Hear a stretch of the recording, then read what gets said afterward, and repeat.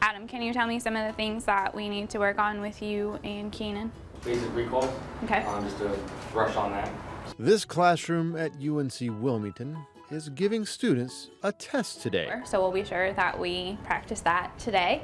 Took the first class, the very first day I called my mom and I was like, Mom, I love it. This is what I want to do for the rest of my life. And the test even takes students under tables and throughout campus. See, the students are the ones on the leashes. The trainers are also students in some cases. What's been really interesting is that we have students from all majors who are in the program now, and the program has grown about quadrupled in size since we started in 2011. What's probably the coolest thing to see is when the students get to the upper level courses and they're able to interact with the clients and really they bond with a dog, and then they work with a client that they're gonna give it over to and establish that bond and really can see what all their hard work is doing in the community. Gotta mean that staying, Megan.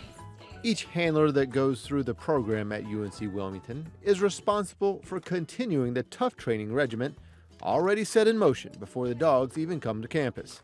The dogs usually bump, which means match with their client, when they're about 1 year old while they're still in our prison training program.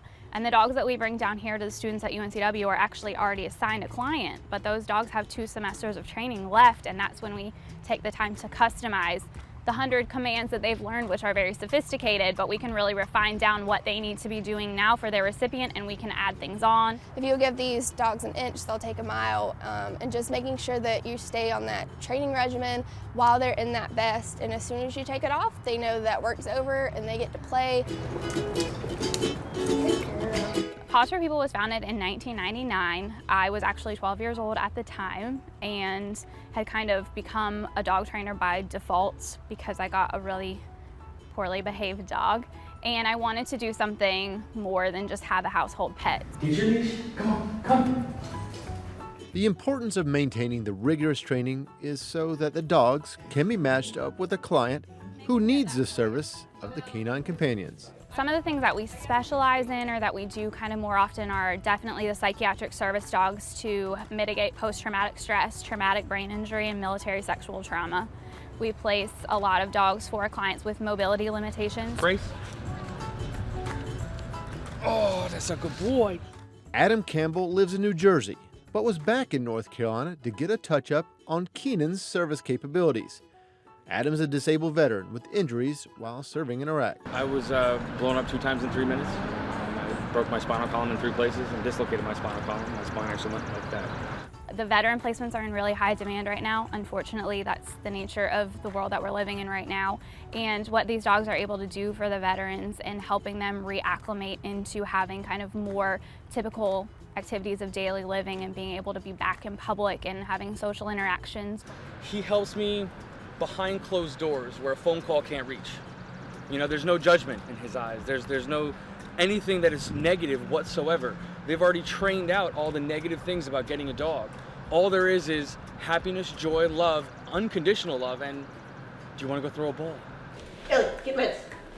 Get meds. Breathe in. She has been probably the family's service dog, is what I would say, is that she has ministered to all of us in that she's a huge help to Amanda because she tells us if Amanda's going to have a seizure, which is just a huge gift. Amanda may not be able to speak to us, but Ellie seems to have a sense of what Amanda needs. And these two are so connected that they're funny because, you know, they'll take naps together and things like that, but a lot of times Amanda will just look at Ellie and call her over without saying a word, and Ellie knows immediately that she needs to go hang out with Amanda, and they have a great relationship. Amanda and Ellie were paired up in 2008. Ellie is now coming to the end of her ability to meet all the physical demands of the job. She's still in active service because of her connection to Amanda and the ability to sense the seizures approaching. It's hard for me to even think of a post-Ellie time because Ellie's been such an integral part of our family.